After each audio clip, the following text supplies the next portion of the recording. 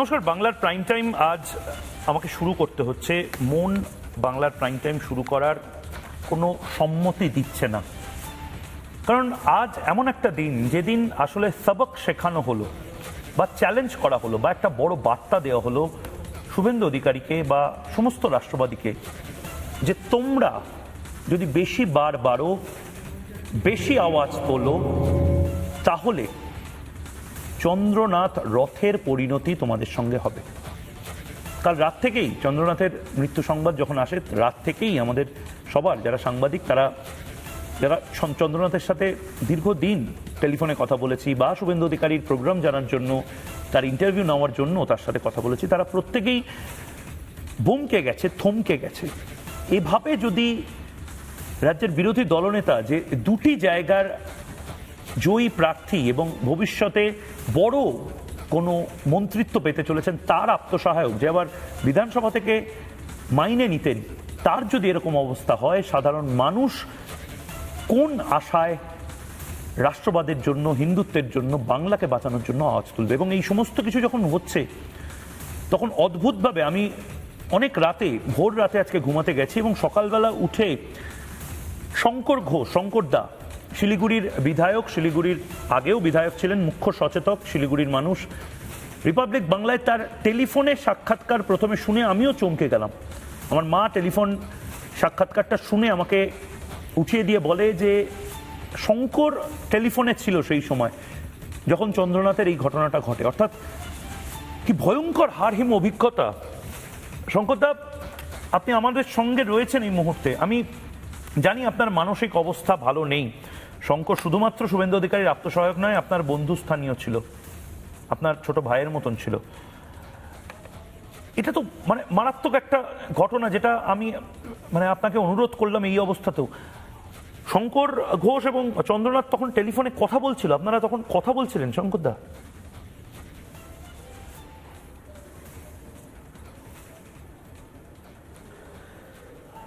হ্যাঁ ময়ূক, সেই সময় তো আমি গতকাল সকালে এসেছি কলকাতাতে।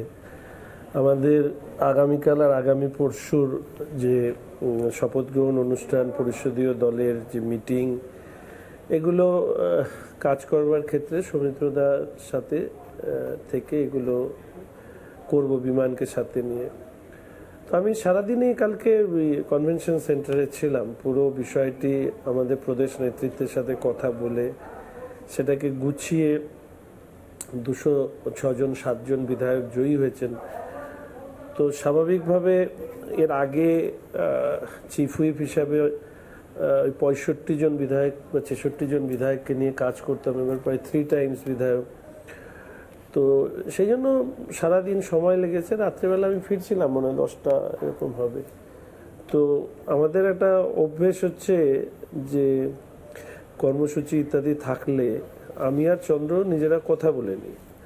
সবসময় তো শুভেন্দুদাকে আমি বিরক্ত করতে চাই না। আমি বরাবরই একটু নেতৃত্বেরকে ফোন করার ব্যাপারে আমি একটু সংকোচই করি, ওনারা ব্যস্ত থাকেন। তো চন্দ্র আর আমি দুজনে কথা বলে দাদারও যদি কোনো নির্দেশ থাকে সেগুলো শুনে নেওয়া, আর আগামীকালের যে অমিত শাহ মহাশয় আসবেন তার প্রোগ্রামের ডিটেইলিংটা কিভাবে কি করা হবে, কোথা থেকে কি আসবে, নানা ধরনের কাজ থাকে, সেগুলো কথা বলছি আমরা দুজনেই।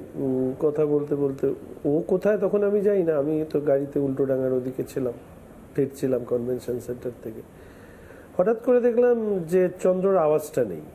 তো আমি বললাম কি হলো, ফোন ডিসকানেক্ট হলো? তারপরে দেখলাম না, একটা ফেইন্ট 2-3 জন লোকের কোনো কিছু আবছা আবছা কিছু মানে একদম ফেইন্ট সাউন্ড আসছে। তো আমি বারবার করে জিজ্ঞাসা করছি কি হয়েছে, বল কি হয়েছে, তো উত্তর দিচ্ছে না। তো আমি বললাম ক্রস কানেকশন হয়েছে হয়তো।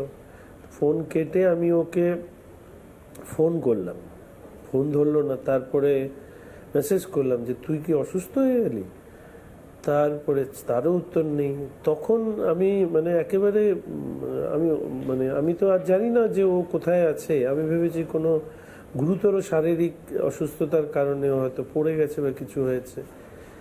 তো তো একজন তারপরে রিপিট ফোন করার পরে একজন ধরে আমাকে বলল এরকম গুলি করা হয়েছে চন্দ্রকে। আমি মানে আই ওয়াজ স্টান্ট, কেননা একসাথে যে কাজ করছিলাম, তো এরকম একটা খবর শুনে আমি হতবাক হয়ে যাই। আমি বললাম ও ও কি অবস্থায় আছে, ও কি বেঁচে আছে নাকি? বলছে আমি বলতে পারবো না দাদা। আমি বললাম তোমরা হসপিটাল নিয়ে চলো, আমি আসছি। তো আমি মধ্যমগ্রাম বললো, তো আমি তো অত কলকাতার ম্যাপের সাথে পরিচিত নয়। আমি আমার যিনি আমার গাড়িতে থাকেন দাদা, তো ওনাকে বললাম যে দ্রুত ওখানে নিয়ে চলো, আমার সাথে অনুপ ছিল। তো তখনই আমি গাড়ির থেকেই আমি শুভেন্দুদা, শ্রমিকদা সহ আমাদের কেন্দ্রীয় নেতৃত্বকে জানালাম। তো আমি তখন দ্রুত গতিতে গাড়ি ছুটছে, একটাই যদি বেঁচে থাকে তাহলে ওকে অন্য জায়গায় নিয়ে যাব এই ভাবনা থেকে, কেন মধ্যমগ্রামের কি সেট আপ আমি জানি না। তখনও আমি তারপরে ওখান থেকে আমি এক দুইজনকে ফোন করে আমরা যখন ঢুকলাম তখন দেখলাম চন্দ্র নেই।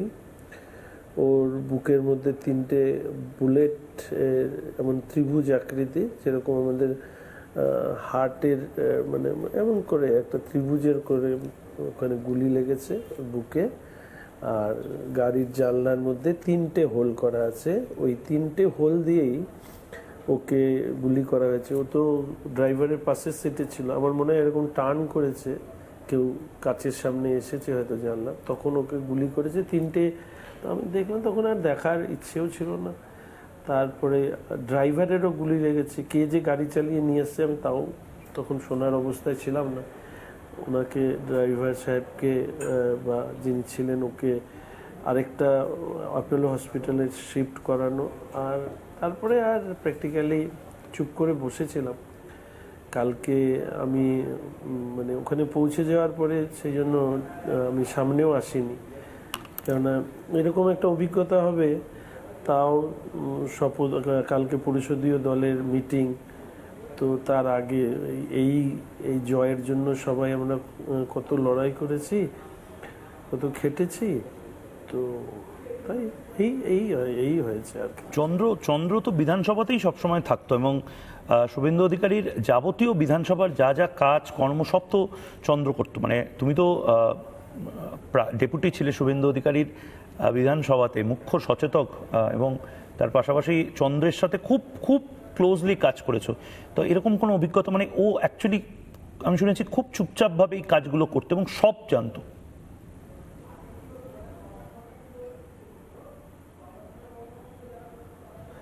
না, চন্দ্র তো এমনিতে, ও তো পেশা এয়ারফোর্সে ছিল, এসছে এখানে কাজ করছিল। তো ওর সাথে আমার টিউনিং, আমি সাধারণভাবে আমার সবার সাথে এই সম্পর্ক ভালো থাকে, ওর সাথেও টিউনিং খুব ভালো ছিল। যাতে সবসময় তো শুভেন্দুদার সাথে আমার পক্ষে উনি ব্যস্ত থাকেন, আবার আমাকেও কাজ করতে হয়, ওনাকেও আমাকে বিভিন্ন নির্দেশ দিতে হয়। তো চন্দ্র প্র্যাকটিক্যালি শুভেন্দুদার আমার মাঝখানের একটা রিয়াজও মেনটেন করতো, এবং শুভেন্দুদার সব কাজ দেখতো। মানে এইভাবেই কাজ করতাম আমরা, আমাদের আন্ডারস্ট্যান্ডিংও খুব ভালো ছিল। তো মানে ভবানীপুরে এরকমভাবে জেতা, নন্দীগ্রামে তো দাদা জিতবে জানতাম, তো ভবানীপুরে জেতা, সেখানে ওরা প্রচণ্ড পরিশ্রম করেছে, এবং এটা মানে শকিং। আমি তো শুনলাম যে চন্দ্র এত সবাই মিলে আমরা একসাথে পড়েছিলাম। আমি তো শুনলাম চন্দ্র ভবানীপুরের পুরো যে কোঅর্ডিনেশনটা, সেই কোঅর্ডিনেশনটা করেছিল, যাবতীয় যে ব্যাকএন্ডের কাজগুলো, একদম ওয়ার্ড ধরে ধরে যে কাজগুলো, মানে শুভেন্দু অধিকারীর পেছনে যে তার যারা যারা কারিগর রয়েছে তার মধ্যে অন্যতম চন্দ্র। একদম মানে ডিরেক্ট কনফ্রন্টেশন তৃণমূলের সাথে হয়েছে।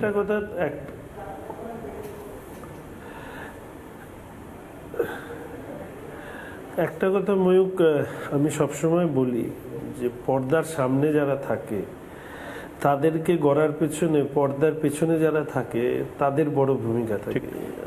আমরা যারা জনপ্রতিনিধি হই, বা তুমি যখন আজকে প্রোগ্রাম সঞ্চালনা করছো, কিন্তু তোমাকে সহযোগিতা করার জন্য যাদেরকে দেখা যাচ্ছে না তাদের উপস্থিতিটাই গুরুত্বপূর্ণ। তো সব ক্ষেত্রেই এই ধরনের কিছু মানুষ থাকে।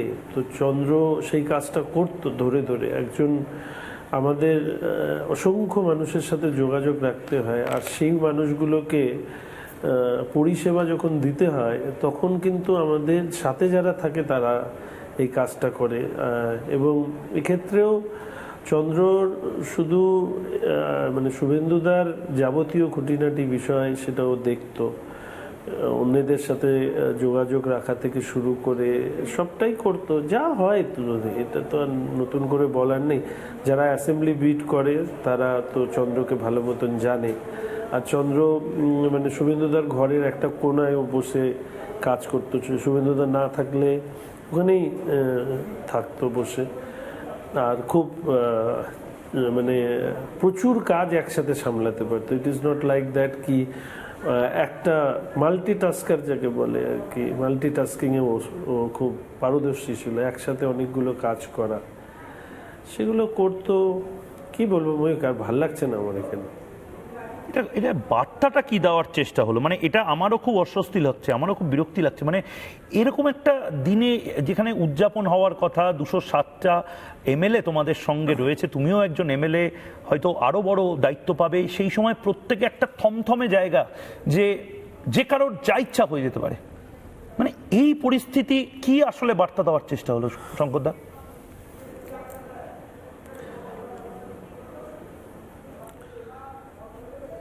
দেখো, এর তো অনেকগুলো দিক আছে, সেগুলো নিয়ে নিশ্চিতভাবে শুভেন্দুদা শ্রমিকদা ইতিমধ্যে কিছু কথা বলেছে, আবার নতুন করে জুড়তে চাই না। শুধু একটা কথাই আমার বলার, যে এরকম একটা ম্যাসিভ ভিক্টরির পরে একটা অস্থিরতার পরিস্থিতি তৈরি হোক, এবং তার জন্য যে ইলেকশন কমিশন আমাদের 4 তারিখ অবধি আমরা একটা রক্তপাতহীন ফেজ দেখলাম, জয়ের পরেই থেকে সরকার গঠন, এই যে স্পেসটা, এই স্পেসে রাজ্যের মানে মুখ্যমন্ত্রী পদত্যাগ করলে উনি কেয়ারটেকার চিফ মিনিস্টার হিসেবে, প্রধান হিসেবে কাজ করতেন সরকারের, এই জায়গায় উনিও রেজিগনেশন দিলেন না। কেয়ারটেকার যে গভর্নমেন্ট সেটা তৈরি হলো না। ফলে এই যে স্পেসটা, এই স্পেসটাতে এই যে এতগুলো সমস্যা তৈরি হচ্ছে বা তৈরি হয়েছে, যেটা কোনো নির্দিষ্ট ভাবনার ভিত্তিতে হয়েছে। অর্থাৎ আমি এটা নিয়ে এই মুহূর্তে হয়তো বেশি কথা বলবো না, তবে আমি এইটুকু বলতে পারি যে বিগার কনস্পিরেসি আছে। এর আগেও বাংলাদেশকে আনরেস্ট করার চেষ্টা হয়েছে, এখন পশ্চিমবঙ্গে ভারতীয় জনতা পার্টির বিপুল ম্যান্ডেট, সেটা নিশ্চিতভাবে কারো ক্ষেত্রে কেউ হয়তো ক্ষমতা হারানো তার একটা প্রকাশ হতে পারে, বা একটা গ্রেটার একটা ইন্টারন্যাশনাল কোনো কনস্পিরেসি হতে পারে।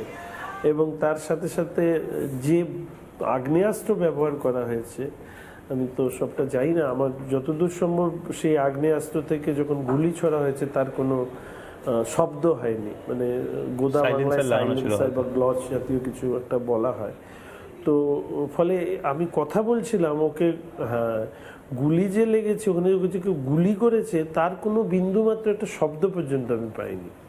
পরে আমি কাচের মধ্যে দেখলাম 3টে হোল হয়ে আছে, গর্ত হয়ে আছে। গাড়িটাকে সামনে থেকে দেখেছো? বুকে, কারণ আরো বেশি গুলি চলেছে। হ্যাঁ, আমি তো পৌঁছে ওখানে হসপিটালে পৌঁছে আমি তো তাড়াতাড়ি গিয়েছিলাম, ভেবেছিলাম যে ও বেঁচে থাকলে ওকে কোথাও নিয়ে আসবো। তো গিয়ে দেখলাম নেই, তো ও নেই, ওর ড্রাইভার যে গাড়ি চালাচ্ছিল তারও হাতে পেটে কোথায় কোথায় গুলি লেগেছে, তাকে শিফট করা।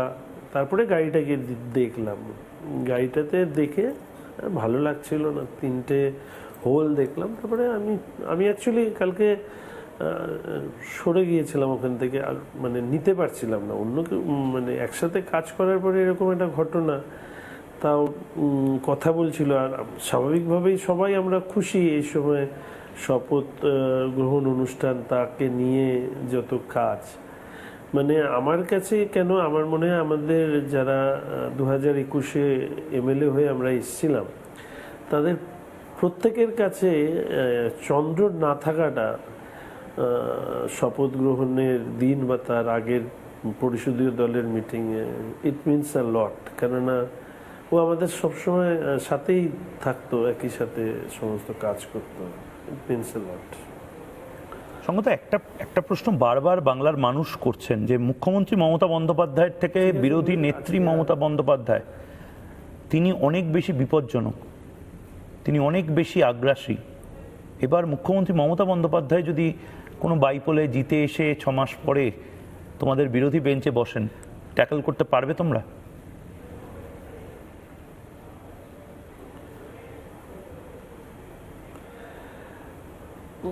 দেখো, একটা কথা বলে দিই ময়ূক, হয়তো এই মুহূর্তে কিছুটা শাটার্ড আছি। জেনে রাখো, মানে আমি জানি না what will be the perfect word, এই ধরনের শক্তি ঘুরিয়ে দেওয়া হবে। Just give us few days, সরকারটা হোক, এই ধরনের শক্তি পশ্চিমবঙ্গে ঘুরিয়ে দেওয়া।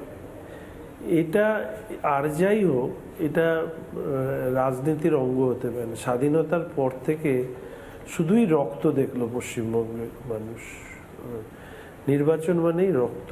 এবার প্রথম একটা ইলেকশন হলো যেখানে রক্ত ঝরল না, কিন্তু ক্ষমতা চলে যাওয়ার পরে শাসক দলে নতুন দলের সরকার তৈরি হওয়ার মাঝখানের সময়টা যে জিনিস ঘটলো, এটা কাম্য ছিল না। আমরা তো প্রত্যেকে, আমার মনে হয়, খুব ক্ষমতার লোভ যদি এরকম জায়গায় পৌঁছয় যে, মানে এর আগে আমরা দেখেছি যে তৃণমূলের কাউন্সিলররাও তাদেরকে মেরে একে অপরে কি চেয়ারম্যান বা অন্য কিছু হতে চেয়েছেন, কি প্রধান বা কিছু হতে চেয়েছেন।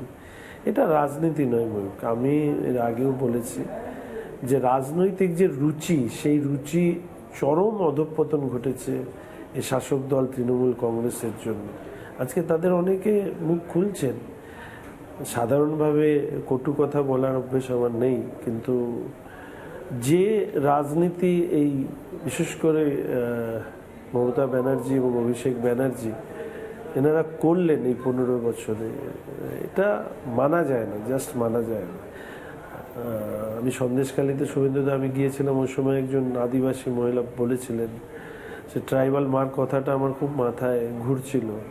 তো আমি তো আমাদের তো আর এটা জানা থাকে না যে কি হবে ফলাফল। তিনি বলেছিলেন একজন মহিলা হিসাবে ওনাকে আমরা মুখ্যমন্ত্রী হিসাবে বানিয়েছি, আর উনি যেদিন চলে যাবেন সেদিন অনেক কলঙ্ক মাথায় বোঝা নিয়ে চলে যাবেন। হেরেছেন এটা বড় বিষয় না, কিন্তু এরকম একটা ঘটনা, পদত্যাগ না করা, পরিস্থিতিটাকে আনরেস্ট করে দেওয়া, দিস ইজ নট ফেয়ার। একজন এরকম দায়িত্বশীল জায়গায় থেকে আমরা তো অনেক দায়িত্ব আশা করি। শুভেন্দুদা, শ্রমিকদার দুজনেই বারবার করে বলেছেন। শুভেন্দুদা, শ্রমিকদার কথার একটা প্রতিক্রিয়াও আমাকে বারবার শুনতে হয়েছে যে 15 বছর আমরা মার খেয়েছি, আমাদের উপরে অত্যাচার হয়েছে, এবং কেউ কেউ কান্নায় ভেঙে পড়েছে। তার অনেকেই চান যে এর একটা জবাব দিতে। আমি তাদের প্রত্যেককে বলেছি যে কেউ যদি অন্যায় করে থাকে তার শাস্তি দেওয়ার দায় দায়িত্ব প্রশাসনের, আদালতে, ব্যক্তির নয়। এটাই আমাদের সভ্য সমাজ ব্যবস্থায় এটাই নিয়ম। তো ধৈর্য ধরো, আমাদের সরকার হোক, নিশ্চিতভাবে এই অত্যাচারের পুঙ্খানুপুঙ্খানুভাবে খতিয়ে দেখে আইনের মাধ্যমে এগুলোর বিচার হবে, কিন্তু আইন হাতে তুলে নেওয়া তো উচিত নয়। আমাদের কার্যকর্তারা, বিজেপির, তাদেরকে সংবেদনশীল, ধৈর্য ধরবার কথা তো শুভেন্দুদা, শ্রমিকদা কনস্ট্যান্টলি বলেছে। আর তারপরে মানে চন্দ্রকে এইভাবে মেরে ফেলা হবে pre plan, it was out of the box. বেশ, সঙ্গদা, আমি আর তোমাকে আটকাবো না। তুমি বিধ্বস্ত আছো, কিন্তু মানে অদ্ভুত ঘটনাক্রমে মমতা বন্দ্যোপাধ্যায়ের হারমাত বাহিনী যাদেরকে আক্রমণ করেছিল, শঙ্কর ঘোষ আমাদের সাথে ছিল। নানা ধরনের কন্টেন্ট দেখার জন্য লাইক করুন, শেয়ার করুন আমাদের ফেসবুক পেজ, সাবস্ক্রাইব করুন আমাদের ইউটিউব চ্যানেল। পাশাপাশি অন্যান্য ব্রেকিং নিউজের জন্য অবশ্যই চোখ রাখুন রিপাবলিক বাংলায়।